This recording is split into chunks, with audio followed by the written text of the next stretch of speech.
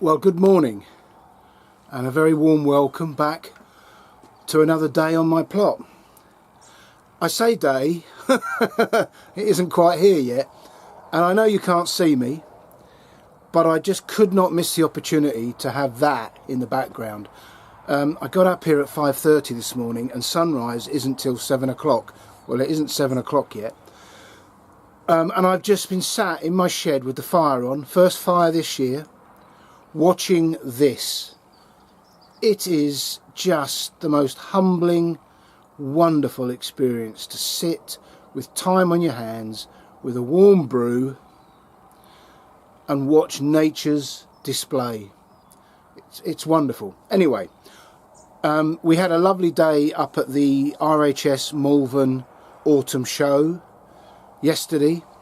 Unfortunately, no seed companies there selling off their seeds at a good rate.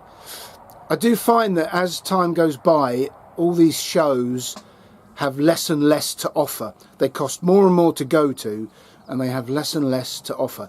Anyway, the weather was superb. I mean, we've had some rain last week. I was really concerned that the car park, which is a large field, was flooded, but it wasn't. It was very firm underfoot. It's remarkable how that showground withstands that weather. We had a fantastic day. We spent the day with our daughter, son-in-law and little George. It's wonderful to spend some time with George. We haven't seen him for a while. I mean, it was lovely to spend the day with his parents, but George was the star of the show. But back on the plot, I've been busy. And I'm going to show you around in a minute. And if you're in the UK, you'll know this, but for those that are abroad, our new government, who I told you we were going to have problems with, in my life, anytime we've had a Labour government, it's been catastrophic for the country. Always. When I was a small child, and, you know, with Tony Blair later on, with illegal wars and lying, and now with this idiot Starmer.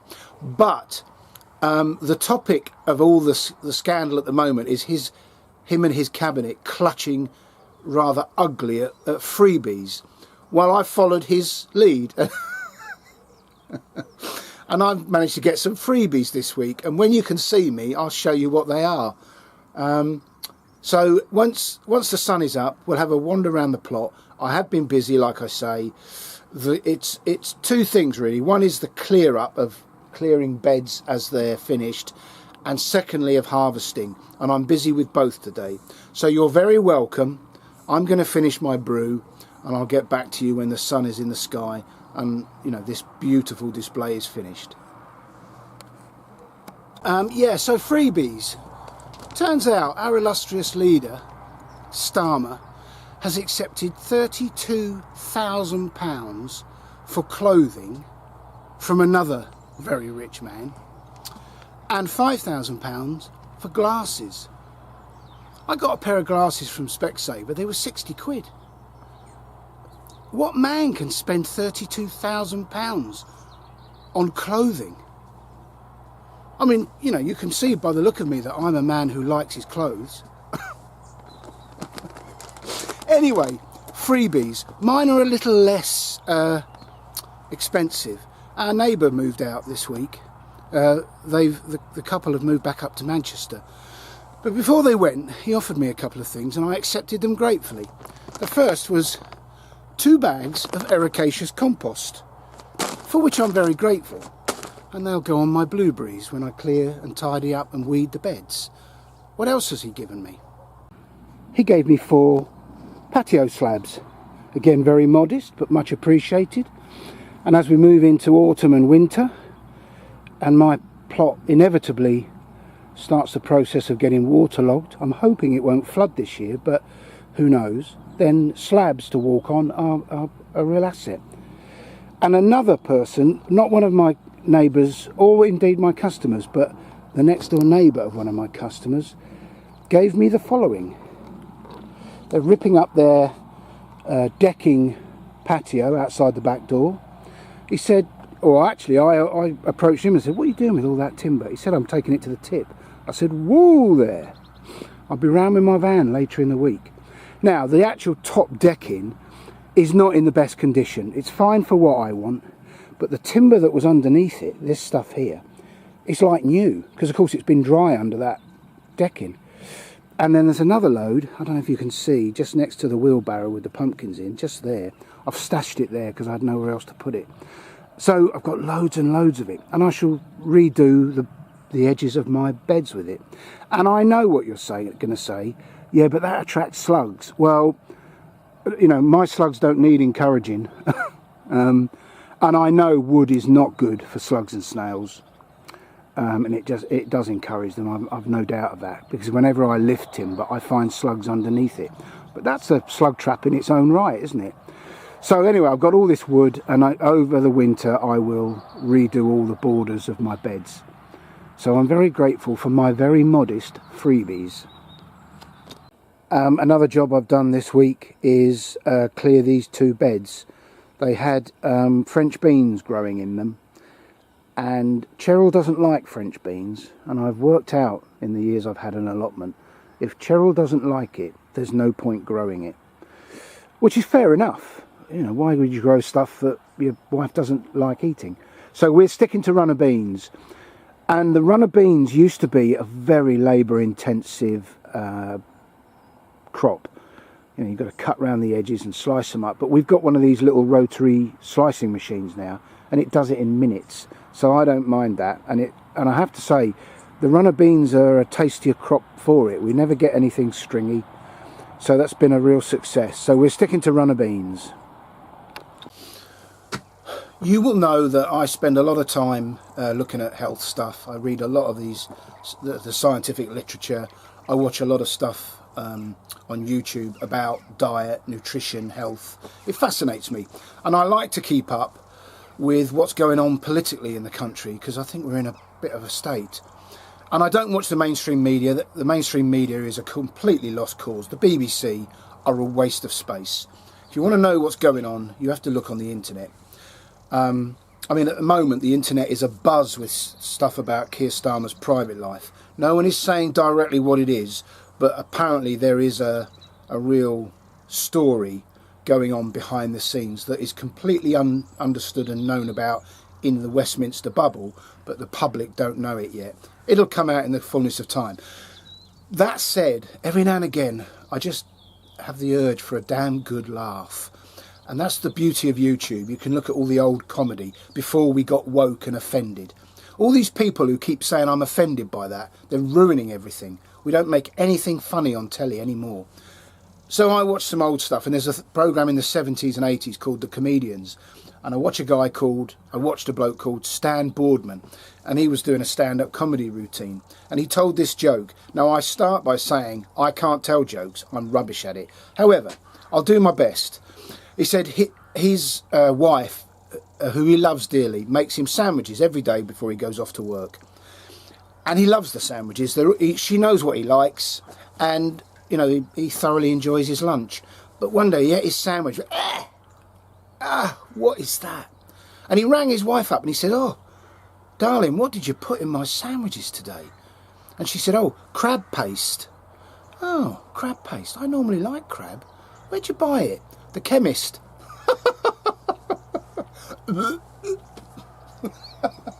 I think that's fantastic. Oh, I got a little sort of spare room that I've got as a study upstairs. Cheryl said, "What are you laughing at?" I said, "Come on, watch this." She doesn't have the same humour as me. Anyway, I thought that was funny. I've mentioned before, I moved the strawberries. They've been in the same 2 beds for the last 7 or 8 years. And I thought it was time that I moved them. And I thought if I move them here, they're next to these 2 water barrels, and I'll water them more often because it's easier. The problem was, as I've alluded to before, because of that low fence, in the winter, the row closest to the fence never ever saw the sunlight, and they all but 1 or 2 died. So it's the wrong bed. 8 years in, I'm still learning. So I'm moving them. And I'm moving them to this bed here, but as you can see, this bed here, I did that this week. I paid a little bit of money and bought some new membrane, and I've done one, and I have this one to do, and I'm doing this one today. So those cabbages are going to come out, and those red cabbages I'm going to juice. It's a really powerful juice. More of that later. And that green cabbage, Cheryl has agreed to cook it, which is almost unheard of. Unfortunately, I said in my last video that I was leaving this bed of tomatoes crimson blush to see if they might ripen a little. And some of them might do. Oh, see, they're not in good condition. There is definitely blight amongst them now. Yeah, they're not good. So I might be able to save some today. I'll have a closer look and maybe clean them up a bit and ripen them on the windowsill at home. But there you go. That is undoubtedly blight. You can actually smell it. Well, you can't, but I can. Yeah, not good. It's a shame. We've just bought a dehydrator. It arrived yesterday. And so, of course, tomatoes is one of the main reasons for buying a dehydrator. And it's arrived at the weekend when I get rid of my last tomatoes. The timing is not good. But, you know, we've got other stuff to try it with. And there's always next year. It's an investment in the future. So this, I don't know if I'll get round to any of this today, but this bed of tomatoes has got to go. They're finished. They're not going to go any further. So be it. And give me an opportunity to tidy up the bed. This bed is a perfect example of how I'm trying to come to terms and be a bit more grown up about allotmenting. I mean, it does bother me, all these weeds in amongst these leeks. It bothers me greatly, but you know, there's more important things to be doing. And there's nothing wrong with the leeks. The leeks are all in good condition. There's a few that have bolted, but not many. So I'm not going to worry about the weeds. As and when I get these leeks out, I will tidy the bed up. It'll wait. It's not going to be a problem. Every now and again I do something on health, and I'm no expert. You know, I'm just a self-employed gardener who does a bit of reading. And I've mentioned this documentary before, but bear with me, watch to the end of this, it will be worth your while. I think the best hour and 25 minutes on YouTube, apart from my videos obviously, is the Super Juice Me documentary by Jason Vale. Now, the man has no medical qualifications, he's just a chap who thinks he's got an idea. So a few years ago, it's quite a while ago now, he's got a resort in Portugal called Juicy Oasis. Well, apart from the naff name, it's somewhere you go to get healthy.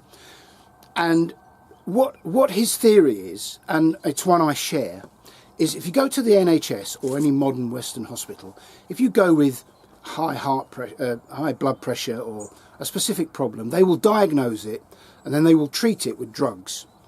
The drugs won't have any effect on the root cause. They suppress the symptoms, and slowly over time it gets worse because the drugs create side effects which you need more drugs for, etc, etc. You know the score. You may well be a victim of that problem. What he says is, forget your disease, forget your ailment, just treat the human body. Stop getting in the way, feed it super nutrition, and then the body will solve all the different problems you've got. So he took 8 people, and between these 8 people, they were from Britain and America, or North America, I don't know if they were Canadians, but between the 8 people they had the following diseases and ailments: ulcerative colitis, asthma, lupus, gallstones, kidney stones, psoriasis, adrenal fatigue, degenerative discs, diabetes, myalgia, high blood pressure, hormone imbalance, sleep apnea, heart disease, severe Crohn's disease, morbid obesity, and pulmonary sarcoidosis. I don't think I'm pronouncing that right. And atrial fibrillation. That's all those diseases between 8 people. One of them, a very funny chap from South Wales, Andrew, was on 52 drugs a day. 52 tablets a day. There's a GP in South Wales somewhere who thought the answer to that man's problem was another drug. How is that man practicing? Well, he's practicing medicine, of course. He's not practicing health. So Jason Vale took these 22 people, these 8 people. Now, of course, they were being monitored medically because you've got to be careful what you do. And for 28 days, they only drank vegetable juice, which is a bit extreme, but it's not as extreme as that list of diseases. At the end of the 28 days in his very nice resort, all of those diseases had disappeared. Now, I'm going to say that again. After 28 days, all those diseases I read out had disappeared. Now, I would say with a slight caveat that 1 or 2 of them still persisted very slightly. I mean, for example, one lady's asthma was so severe that she had to keep her asthma inhaler in her hand at all times because and at the end of the 28 days, she was walking 20 kilometres a day, and she only needed the inhaler very occasionally. So, she had more work to do. But I think that is remarkable. And it's not surprising. It's blindingly obvious, isn't it? If you treat the body cures its ailments. The amount of people walking around with asthma, diabetes, psoriasis. People with psoriasis are given a skin cream by the doctors in the NHS. I mean, I'm a self-employed gardener and I know psoriasis has got nothing to do with the skin. That's just how it manifests itself. I mean, that's just plain stupid. Anyway, I find that interesting. I'm doing a bit of a juice fast myself at the moment, just to reboot and reset. But do yourself a favour, if you're in your middle-aged or older, and I mean, one of the guys was nearly 70 and he cured himself. I mean, he cured himself of sleep apnea and he'd had it for years. And then after that, he was able to get back into the same bedroom as his wife. Isn't that lovely? Yeah, if you've got an hour and 25 minutes to spare and you're suffering a little bit with your health, watch his documentary. It's not just about those people. It goes on about the whole theory of health. It's absolutely fascinating and it could change your life. I'd add a PS to that. Andrew, the man who I said, obviously he lost an incredible amount of weight. He was so enthused by the 28 day that he went into discussions with Jason Vale and stayed for another 28 days because his health was so poor. And at the end of the initial 28 days, he was on 52 pills when he turned up. At the end of the 28 days, under a doctor's supervision, he was down to 2 tablets a day.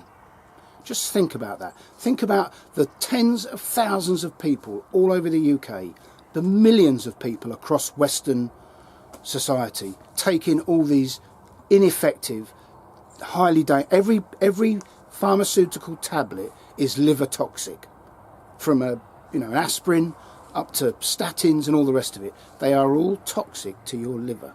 You are doing yourself harm every time you take a tablet. And he was down to 2 tablets a day. I think that's remarkable. Some of the other health benefits they noticed, apart from losing all their diseases: improved hair and skin, whiter teeth. Isn't that remarkable? Whiter teeth. Huge weight loss, obviously. One particular lady, she was in tears at the beginning introducing herself with the amount of pain she was in. At the end of 28 days, for the first time in her life, she was pain-free. Body fat reduction, medication reduced, in some cases 100%. And like I say, Andrew went from 52 tablets a day to 2 in 28 days. And if you watch the documentary, at the end of it, they have a before and after picture. Just look into their eyes. Look at the health in their eyes. You can tell at the beginning they're dead in their eyes. Sad, pain, diseased. It's tragic. At the end, you see the life in their eyes. It's wonderful. Anyway, you may find that interesting. You may prefer to take your tablets and not have to do something yourself. But it's interesting.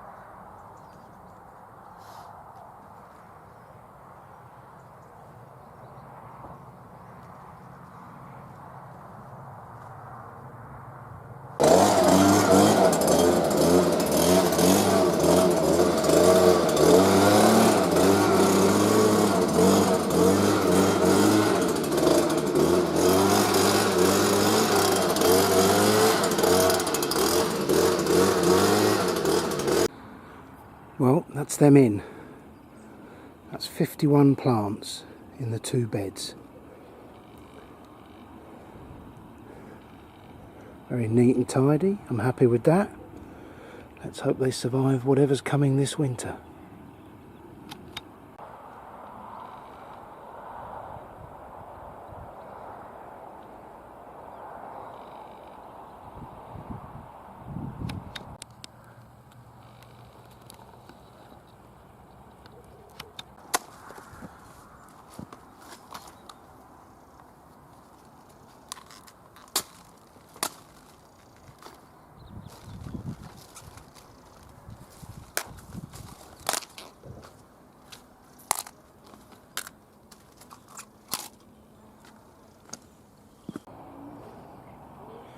Okay, next project for the day is clear this tomato bed.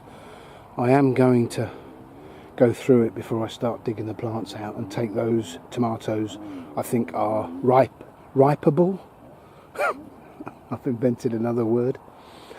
And take those home, let them ripen and then try them in the dehydrator. But all this is going on the compost heap once that's done. And this trench that I've been filling over the last few weeks, I'm going to cover that over, and the last thing I'm going to put in there is all the comfrey leaves from the plants that have regenerated since I did more comfrey feed. And during the week I filled up another bottle with comfrey feed, which is all ready for next spring. Right, it's no good, you've got to get stuck in.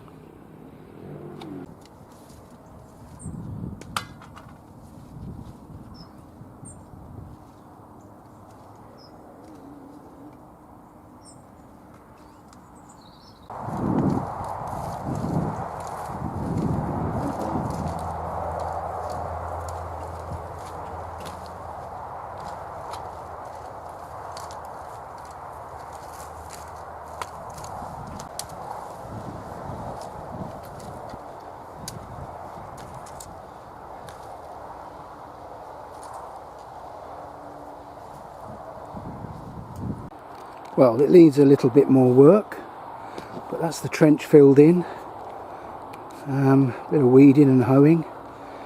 Some of that will regrow and I'll hoe it off in another week.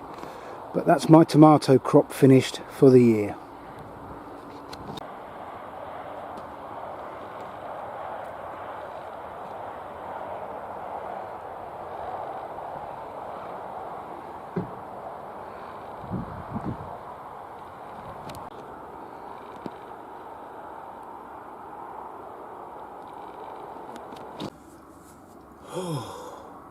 I've worked hard today.